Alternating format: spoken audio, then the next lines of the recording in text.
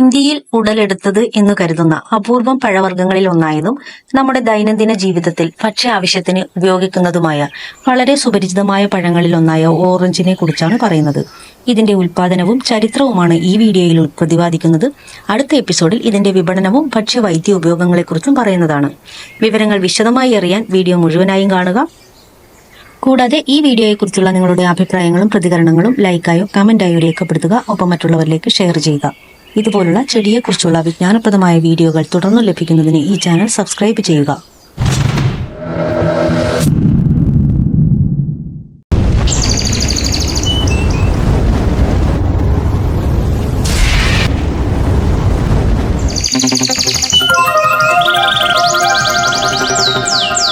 Orange എന്ന വാക്കുകൾക്ക് ഒന്നിലധികം അർത്ഥതലങ്ങളുണ്ട്. സിട്രസ് വർഗത്തിൽപ്പെട്ട ഒരു സസ്യവും അതിന്റെ പഴവുമാണ് ഓറഞ്ച് അല്ലെങ്കിൽ മധുരനാരങ്ങ. ഗ്രേപ്പ് ഫ്രൂട്ട്, ടാൻഗറിൻ എന്നീ സസ്യങ്ങളുടെ സങ്കരമാണ് ഓറഞ്ച് എന്ന് കരുതപ്പെടുന്നു. എന്നാൽ ഇന്ന് മാർക്കറ്റിൽ ലഭ്യമാകുന്നത് അധികവും ഓറഞ്ചും കമ്പിളി നാരങ്ങയും ചേർത്തുള്ള ഹൈബ്രിഡ് ഇനങ്ങളാണ്. ഈ ഇനങ്ങളിൽ ഏറെയും പുളി കുറവുള്ള ഇനങ്ങളാണ്. ഇതിന്റെ മാതൃരേഖ കമ്പിളി നാരകത്തിൻ്റെതാണ്. മധുരമുള്ള ഓറഞ്ചിൽ ഇതിന്റെ മുഴുവൻ ജിനോമും കേന്ദ്രീകരിച്ചിട്ടുണ്ട്. ഏഷ്യയിലെ ഇന്ത്യയിലോ വിയറ്റ്നാമിലോ ചൈനയിലോ ആണ് ഇതിന്റെ ഉത്ഭവമെന്ന് ഒരു വിഭാഗം പറയുന്നു. മറ്റു ചിലർ തെക്കൻ ചൈന, വടക്കുകിഴക്കൻ ഇന്ത്യ, മ്യാൻമാർ എന്നിവ ഉൾക്കൊള്ളുന്ന ഒരു പ്രദേശത്താണ് ഉത്ഭവിച്ചതെന്ന് കരുതുന്നു. മധുര ഓറഞ്ചിനെ കുറിച്ചുള്ള ആദ്യകാല പരാമർശം BC 314 ചൈനീസ് സാഹിത്യത്തിലാണ്. ഇന്ന് ലോകത്ത് ഏറ്റവും കൂടുതൽ കൃഷി ചെയ്യുന്ന ഫലവൃക്ഷം ഓറഞ്ചാണ്. മധ്യകാലഘട്ടം മുതൽ മനുഷ്യ സംസ്കാരത്തിൽ ഓറഞ്ച് ഇടം പിടിച്ചിട്ടുണ്ട്. ബ്രൂഗസിൽ സജീവമായിരുന്ന ഒരു ഫ്ലെമിഷ് ചിത്രകാരനായ ജാൻ വാൻ ഐക്കിന്റെ അർണോൾഫിനി പോർട്രേറ്റിലാണ് ആദ്യമായി ഓറഞ്ച് പ്രത്യക്ഷപ്പെട്ടു കാണുന്നത്. എന്നാൽ ഷാവോ ലിങ് ലാങ്ങിന്റെ അതായത് 960 മുതൽ 1270 വരെ ഭരിച്ചിരുന്ന ചൈനയിലെ ഒരു സാമ്രാജ്യത്വ രാജവംശമായിരുന്ന സോങ് രാജവംശത്തിന്റെ കാലത്ത് യെല്ലോ ഓറഞ്ച്, ഗ്രീൻ ടാങ്ങറിനും പെയിന്റിംഗ് പോലെ നൂറ്റാണ്ടുകൾക്ക് മുമ്പ് ചൈനീസ് കലയിലും ഇത് ചിത്രീകരിച്ചിരുന്നു. 17ാം നൂറ്റാണ്ടോടെ വെർസൈൽസ് ഓറഞ്ചറിയിൽ കാണുന്നത് പോലെ ഓറഞ്ച് യൂറോപ്പിലെ അഭിമാനത്തിന്റെ ഇനമായി മാറി. അടുത്തിടെ പ്രശസ്ത ചിത്രകാരന്മാരായ വിൻസെന്റ് ഗ്രോഗ്, ജോൺ സ്റ്റോൺ, ഹെൻറി മാറ്റിസ് തുടങ്ങിയവർ അവരുടെ ചിത്രങ്ങളിൽ ഓറഞ്ച് ഉൾപ്പെടുത്തിയിട്ടുണ്ട്. യൂറോപ്പിൽ അറബ് കാർഷിക വിപ്ലവ സമയത്ത് ഐബേറിയൻ പെൻസുലയിലെ ആൻഡലസിൽ മൂർസ്, കൈപ്പേറിയ ഓറഞ്ച്, നാരങ്ങ എന്നിവ ഉൾപ്പെടെ സിട്രസ് പഴങ്ങൾ എത്തിച്ചു. 10ാം നൂറ്റാണ്ടിൽ അത് വലിയ തോതിൽ അവിടെ കൃഷി ആരംഭിച്ചു. ഓറഞ്ച് തോട്ടങ്ങളെ നനയ്ക്കാൻ പ്രത്യേകമായി സ്വീകരിച്ച സങ്കീർണമായ ജലസേചന വിദ്യ അതിന്റെ തെളിവാണ്. ഈ കൈപ്പേറിയ ഓറഞ്ച് 9ാം നൂറ്റാണ്ടിൽ സിസിലി എമിറേറ്റിന്റെ കാലഘട്ടത്തിൽ അത് സിസിലിയിൽ എത്തപ്പെട്ടു. എന്നാൽ 15ാം നൂറ്റാണ്ടിന്റെ അവസാനം വരെയോ 16ാം നൂറ്റാണ്ടിന്റെ തുടക്കത്തിലോ മധുരമുള്ള ഓറഞ്ച് അവിടെ ലഭ്യമല്ലായിരുന്നു. ഇറ്റാലിയൻ, പോർട്ടുഗീസ് വ്യാപാരികളാണ് മെഡിറ്ററേനിയൻ പ്രദേശത്ത് ഓറഞ്ച് മരം കൊണ്ടുവന്നത്. താമസിയാതെ മധുരമുള്ള ഓറഞ്ച് ഒരു ഭക്ഷ്യയോഗ്യമായ പഴമായി തീർന്നു. ഓറഞ്ചീസ് എന്ന് വിളിക്കപ്പെടുന്ന സ്വകാര്യ കൺസർവേറ്ററുകളുടെ ധനികർ വളർത്തുന്ന ഒരു ആഡംബര ഭക്ഷണമായി ഇത് കണക്കാക്കപ്പെട്ടിരുന്നു. 1646 ആയപ്പോഴേക്കും മധുരമുള്ള ഓറഞ്ച് യൂറോപ്പിലുടനീളം പ്രചാരം നേടി. അങ്ങനെ അവിടെ അത് എല്ലാ ഫലവൃക്ഷങ്ങളിലും ഏറ്റവും കൂടുതൽ കൃഷി ചെയ്യുന്ന വൃക്ഷമായി മാറി. ഫ്രാൻസിലെ ലൂയി 14 ഓറഞ്ച് മരങ്ങളോട് വലിയ ഇഷ്ടമായിരുന്നു. കൂടാതെ വെർസൈൽസ് കൊട്ടാരത്തിൽ എല്ലാ രാജകീയ ഓറഞ്ചറികളിലും വെച്ച് ഏറ്റവും മഹത്തായത് നിർമ്മിച്ചു. അങ്ങനെ വെർസൈൽസ് കൊട്ടാരത്തിന്റെ മുറികളിലുടനീളം കട്ടിയുള്ള വെള്ളി ടബുകളിൽ ചട്ടിയിലാക്കി ഓറഞ്ച് മരങ്ങൾ സ്ഥാപിച്ചു. എന്നാൽ ഓറഞ്ച് ന്യായാധിപരുടെ കോർട്ടിലേക്ക് വിതരണം ചെയ്യാൻ അതവിടെ വർഷം മുഴുവനും കൃഷി ചെയ്യാൻ അനുവദിച്ചു. 1664 ലൂയിസ് തന്റെ ധനമന്ത്രി നിക്കോളാസ് ഫുക്കറ്റിനെ ശിക്ഷിച്ചപ്പോൾ അദ്ദേഹം കണ്ടുകെട്ടിയ നിധികളുടെ ഒരു ഭാഗം വോക്സ്ലെ വിക്കാംറ്റയിലെ ഫുക്കറ്റിന്റെ എസ്റ്റേറ്റിൽ നിന്ന് 1000-ലധികം ഓറഞ്ച് മരങ്ങളായിരുന്നു. സ്പാനിഷ് സഞ്ചാരികളാണ് അമേരിക്കൻ ഭൂഖണ്ഡത്തിൽ മധുരമുള്ള ഓറഞ്ച് അവതരിപ്പിച്ചത്. 1493 തന്റെ രണ്ടാമത്തെ യാത്രയിൽ ക്രിസ്റ്റഫർ കൊളംബസ് ഹിസ്പാനിയോളജിയിൽ ഈ മരം നട്ടുപിടിപ്പിച്ചിരിക്കാം. 1500കളുടെ മധ്യത്തിൽ നടന്ന പരിവേഷണങ്ങളുടെ ഫലമായി തെക്കേ അമേരിക്കയിലേക്കും മെക്സിക്കോയിലേക്കും ഫ്ലോറിഡയിലേക്കും 1565 സെന്റ് അഗസ്റ്റിൻ സ്ഥാപിച്ചപ്പോൾ മധുര ഓറഞ്ച് കൊണ്ടുവന്നു. അതിനെ തുടർന്ന് സ്പാനിഷ് മിഷണറിമാർ 1707 1710 ഇടയിൽ അരിസോണയിലേക്ക് ഓറഞ്ച് മരങ്ങൾ കൊണ്ടുവന്നു. 1769 കാലിഫോർണിയയിലെ സാന്റിയാഗോയിൽ ഫ്രാൻസുകാർ അതവിടെ എത്തിച്ചു. വാൻകൂവർ പരിവേഷണത്തിലെ സസ്യശാസ്ത്രജ്ഞനായ ആർക്കിബാൾസ് മെൻസിസ് ദക്ഷിണാഫ്രിക്കയ്ക്ക് വേണ്ടി ഓറഞ്ച് വിത്തുകൾ ശേഖരിച്ചു. 1792 അത് ഹവായിയൻ മേധാവിക്ക് നൽകി. അങ്ങനെ ഹവായ് ദ്വീപിലുടനീളം മധുരമുള്ള ഓറഞ്ച് കൃഷി ചെയ്യാൻ തുടങ്ങി. എന്നാൽ 1900-ന്റെ തുടക്കത്തിൽ മെഡിറ്ററേനിയൻ ഫ്രൂട്ട് ഈച്ചകളുടെ വരവിന് ശേഷം ഇതിന്റെ കൃഷി നിലച്ചു. ഫ്ലോറിഡയിലെ കർഷകർക്ക് 1872ഓടെ ന്യൂ ഓർലിയാസിൽ നിന്നാണ് ഇതിന്റെ വിത്തുകൾ ലഭിച്ചത്. അതിനുശേഷം അവർ മധുരമുള്ള ഓറഞ്ചുകളുടെ റൂട്ട് സ്റ്റോക്കുകൾ പുളിയുള്ള ഓറഞ്ചിൽ ഒട്ടിച്ച് ഓറഞ്ച് തോട്ടങ്ങൾ സ്ഥാപിച്ചു. അങ്ങനെ അവർക്ക് നല്ല രീതിയിൽ ഓറഞ്ച് ലഭിച്ചു തുടങ്ങി. ഓറഞ്ച് എന്ന വാക്ക് പ്രോട്ടോ ദ്രാവിഡർ അല്ലെങ്കിൽ തമിഴിലെ നാരം എന്നതിൽ നിന്നാണ് ഉരുത്തിരിഞ്ഞത്. അവിടെ നിന്ന് ആ പദം ഓറഞ്ച് മരം എന്നർത്ഥം വരുന്ന സംസ്കൃത നാരങ്ങയിലേക്ക് പ്രവേശിച്ചു. പേർഷ്യൻ നാരംഗ് വഴി അതിന്റെ അറബിക് ഡെറിവേറ്റീവായ നാരാഞ്ച് വഴിയുമാണ് ഈ സംസ്കൃത പദം യൂറോപ്യൻ ഭാഷയിലെത്തിയത്. ഈ വാക്ക് 14-ാം നൂറ്റാണ്ടിൽ പഴയ ഫ്രഞ്ച് പൊമ്മേഡി ഓറഞ്ച് വഴി മധ്യകാല ഇംഗ്ലീഷിലേക്ക് പ്രവേശിച്ചു. പല ഭാഷകളിലൂടെ കടന്നുപോയപ്പോൾ മുൻ വാക്കുകളുടെ ഉച്ചാരണം ലോപിച്ച് നാരഞ്ച് എന്നത് ഓറഞ്ചായി തീർന്നു. സമയപരിമിതി കാരണം ഈ പദം ഉൽപ്പത്തിയുടെ ചരിത്ര തലങ്ങളിലേക്ക് കടക്കുന്നില്ല. മധുര ഓറഞ്ച് സ്വാഭാവിക വ്യവസ്ഥയിൽ രൂപപ്പെട്ടതല്ല. കിഴക്കൻ ഏഷ്യയിലോ പുരാതനമായി ഇത് ജന്മമെടുത്ത പ്രദേശത്തോ ഇത് വളർത്തിയെടുത്തതാണ്. ശുദ്ധമല്ലാത്ത, അതായത് മധുരമില്ലാത്ത മന്ദാരിൻ ഘടകമുള്ള ഒരു ഹൈബ്രിഡ് കമ്പിളി നാരകത്തിനും ഇടയിലുള്ള ഒരു സങ്കര ഇനമായാണ് ഈ പഴം കാണപ്പെടുന്നത്. ഇതിന്റെ ക്ലോറോപ്ലാസ്റ്റ് DNA കമ്പിളി നാരകത്തിൻ്റെതായതിനാൽ ഇത് ഹൈബ്രിഡ് കമ്പിളി നാരകമായിരിക്കാം. ഇത് BC 1 പമോലോ ബ്ലാക്ക് ക്രോസ് ആണ്. ഇത് ഓറഞ്ചിന്റെ ആദ്യത്തെ മാതൃപിതാവായിരുന്നു. ജനിതക വിശകലനത്തെ അടിസ്ഥാനമാക്കി മധുരമുള്ള ഓറഞ്ചിലെ പൂർവിക ഇനങ്ങളുടെ ആപേക്ഷിക അനുപാതം ഏകദേശം 42% പോമോലോയും 58% മന്ദാരിനുമാണ്.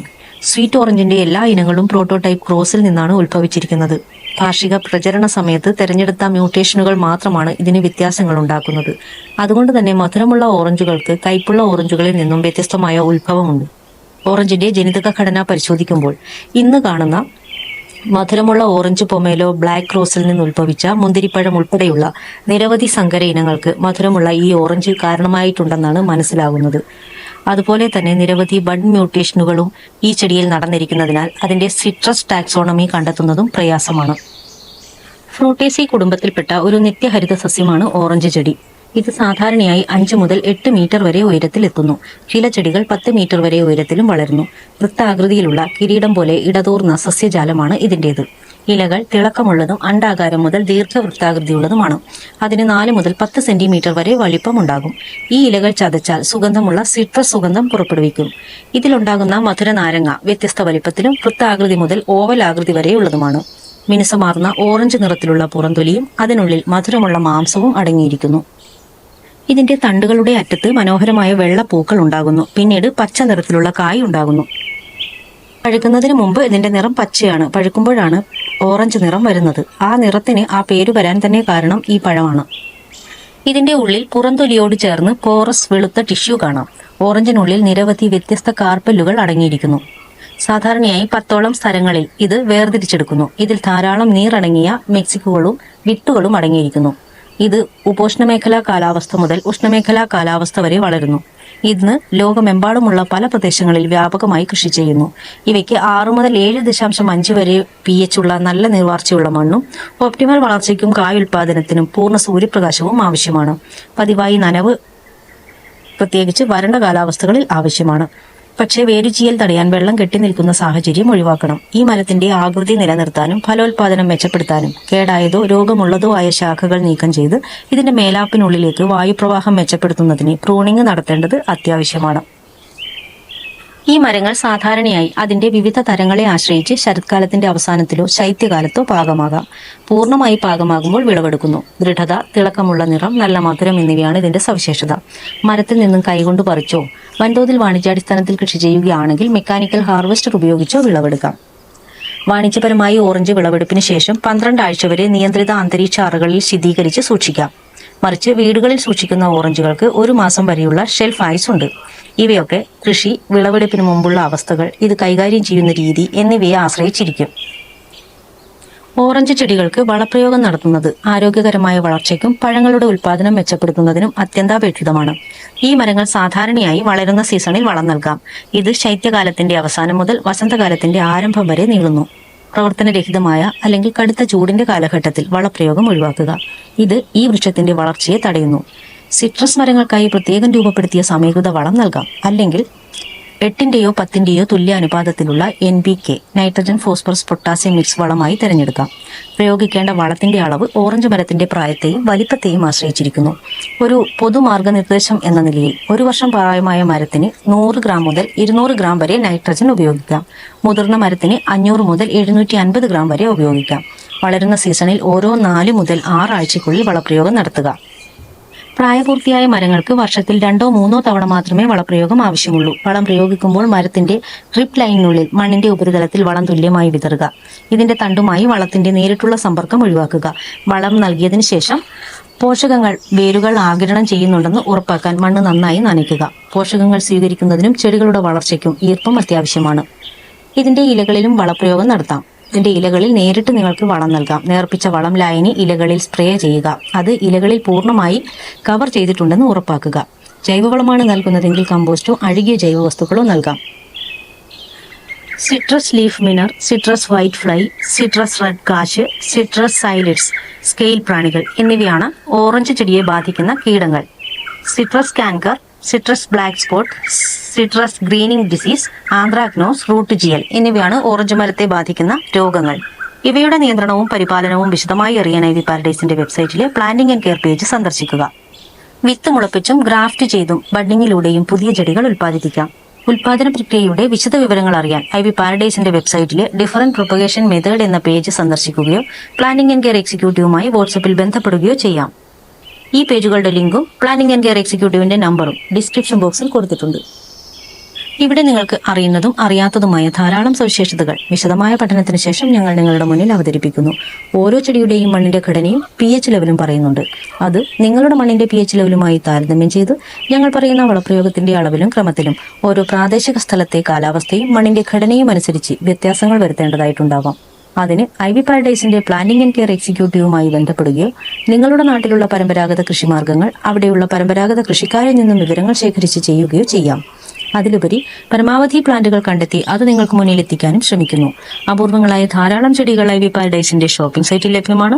അവ സൈറ്റിൽ നിന്നോ ഈ വീഡിയോയിൽ പറയുന്ന വാട്സപ്പിൽ ബന്ധപ്പെട്ടോ വാങ്ങാവുന്നതാണ്. ഓറഞ്ച് ചെടിയുടെ ചരിത്രം, ഉൽപാദനം ഇവയടങ്ങിയിട്ടുള്ള ഈ വീഡിയോ നിങ്ങൾക്ക് ഇഷ്ടപ്പെട്ടെങ്കിൽ നിങ്ങളുടെ അഭിപ്രായങ്ങളും പ്രതികരണങ്ങളും നിർദ്ദേശങ്ങളും ലൈക്കായോ കമന്റായോ രേഖപ്പെടുത്തുക. ഒപ്പം മറ്റുള്ളവരിലേക്ക് ഷെയർ ചെയ്യുക. ഇതുപോലുള്ള ചെടികളെക്കുറിച്ചുള്ള വിജ്ഞാനപ്രദമായ വീഡിയോകൾ തുടർന്നു ലഭിക്കുന്നതിന് ഈ ചാനൽ സബ്സ്ക്രൈബ് ചെയ്യുക.